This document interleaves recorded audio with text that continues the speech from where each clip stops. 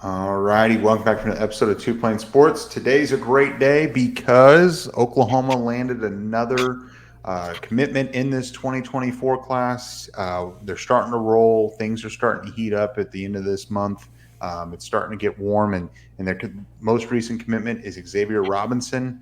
Robinson, obviously, if you've watched some previous episodes, especially the one that Brandon and Jose did the end of basically, I think it was like June 22nd, I think it was.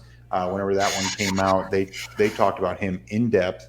But he has now joined the class. Demarco Murray gets himself another one. So, Brandon, what do you think? Obviously, you guys have discussed him at length, but what are your thoughts on Robinson and what he brings to the squad? I'm excited to have him. I think, as I mentioned the last time we talked about him, I think he's criminally underrated. For the dude to have about 2,600 yards on almost 10 yards a carry, 9.5, 9.4 to be exact. The dude averaged 185 yards a game. 185 yards on the ground per game was his average, which is ridiculous. I think maybe the reason for his 3-star rating, as we talked about last time, is just because he plays at Carl Albert. But there's tape of him shredding Owasso, who's a very good football team here in Oklahoma. I think the kid can play anywhere. Great day to be a Sooner. Great job by Demarco Murray and company. And I don't think Demarco's done yet. Sorry, I'm looking up how big he is compared to how big Derrick Henry was when he was coming out of high school. And it's pretty similar. I mean, Xavier's 6'2", 220, according to 24/7, and Derrick Henry was 6'3", 240. I mean, Derrick Henry was a different type of human being. Looked like a grown-ass man at the age of 18, and he still looks the same. But, I mean, put on a few pounds on Xavier Robinson. Not saying that he's going to be what Derrick Henry was or is, but he could be pretty damn close. I mean, you mentioned it, Brandon. His numbers are unreal. If he put those stats up in Texas football, he would probably be one of the best, if not the best, running backs in this class. It's definitely the level of competition is probably something that's stinging on his ranking at the moment. I mean, he could still shoot up to a 4-star by the time it's all done for this class. This running back room is going to be loaded with adding him to the mix. Once he comes into the squad, he'll have to sit behind Gavin and Dalen Smothers, Javante Barnes, Caleb Hicks. So there's a lot of talent in front of him, but I think he's got the ability to maybe overtake one or two of those guys. And I could see him, if he does end up ballooning up a little bit, to maybe closer to 250.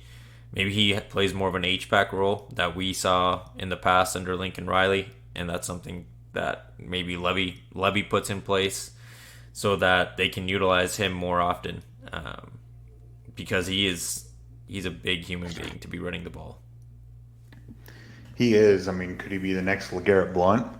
A little bit of a bigger guy, that can really move. And, I mean, obviously, Brandon, you pointed out, you put up 2,600 yards and 39 touchdowns in Texas high school football. You are arguably one of the best running backs in the entire country. 185 yards per game.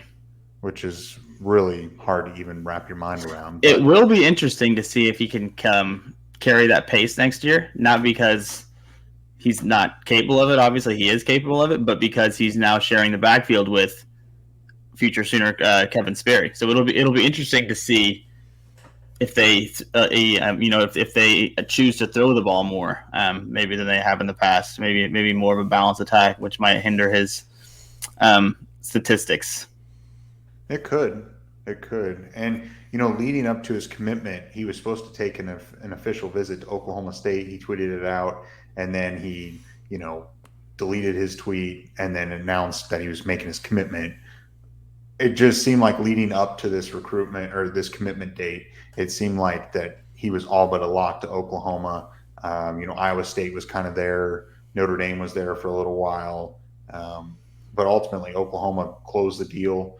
It's always good to, keep an in-state talent. And even if it's a 3-star and people will be like, well, this is 3-star you, whatever. I mean, it doesn't really matter at the end of the day because Oklahoma's had plenty of 3-stars turn out to be playing like 5-stars and then go on in the NFL and play and have great careers. So having Robinson, it just adds another layer and a different dynamic in this running back room. And it's just now, I mean, there's just so much talent in that running back room. And DeMarco Murray, there was a question for a little while, was Robinson going to be in this class? Is he a take? Is he not a take? But I mean, just because Oklahoma is, looking at the running back room that's currently on the roster that's playing, they don't really truly have, I guess they have Tolly Walker, but they don't have many guys that are 6'2", 220 pounds going into their senior year of high school. I mean, think about what he could be, 230. That's a large human, and that's not fun to tackle. Late in the fourth quarter, you need a guy that can close out a game. That could be Robinson. We said the same thing. I even said, I can envision him having, even if he's not like an everyday guy at the collegiate level, just because, like you mentioned, Brum, that room is loaded, and it's going to be it's going to be tough for anybody to start. I mean, whoever starts there is going to be pretty damn good just down the road in the future or whatever. DeMarco Murray's doing a hell of a job, but let's say he's not the starter. He's not the everyday guy. He's a guy that, remember Brandon Jacobs back in the day in the league, the fourth and short, the third and short, the goal line touches, because you mentioned it. I mean, he's 220 already. He could easily see 230 plus throughout his college career. And I think he would thrive in that role, being that size, if that's what they choose to do with him. And adding him to this class, I think, should make everyone more confident in that group of friends that was there for the Champion Barbecue. I think that this is the domino that could have huge implications. And like you said, Brum, there was a few months there where this recruitment was shaky on is Oklahoma really going to take Xavier? Does Xavier even want to be part of this class? Because Notre Dame came in, they were really making a push for him for a little bit. You mentioned it, Iowa State, but leading up to the Champion Barbecue, I believe he was there. Technically, his official, I believe, started before Champion and was ending right as that weekend's events were going to start. But he stuck around. And you got now a guy that's part of this class and in someone's ear, and five-star David Stone's ear saying, hey, I've got it. I've got my end of the bargain done. Let's play together. Let's be part of the team.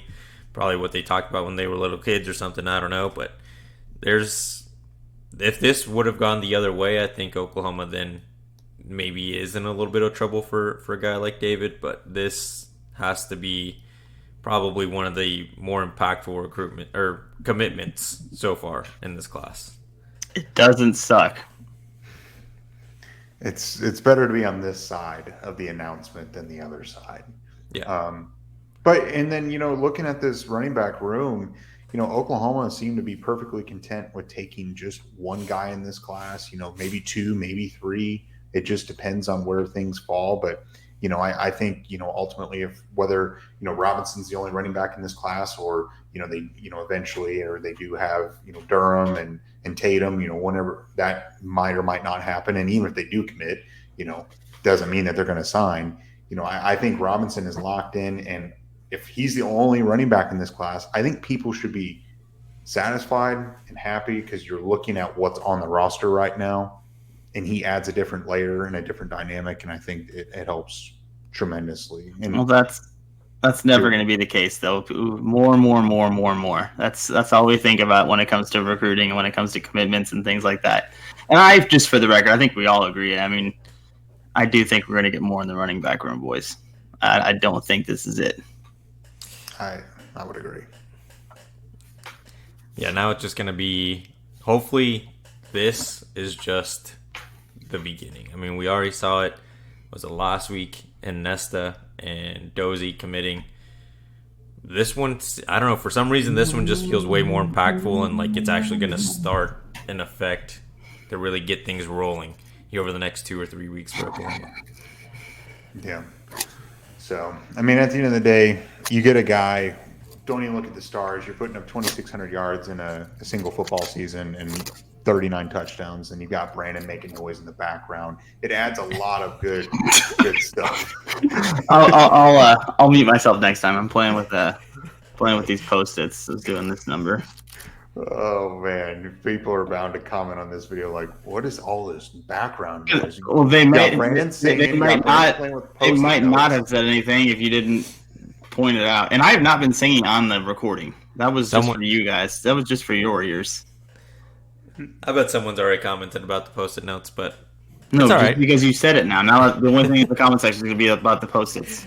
People need to come after you All right. for sure. Remember when Meredith Grey married Derek Shepard on a Post-it note? Grey's Anatomy. No, that.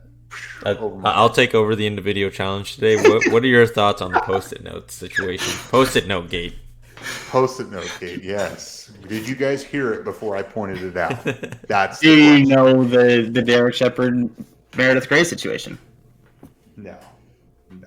So So, it does. all right. So he's got the end of video challenge, but do you guys have any final thoughts on Robinson? Obviously, Also, we are all put your excited. thoughts about Xavier Robinson in for the end of video challenge too, because the video was supposed to be about Xavier Robinson until Brum ruined the video. Yep.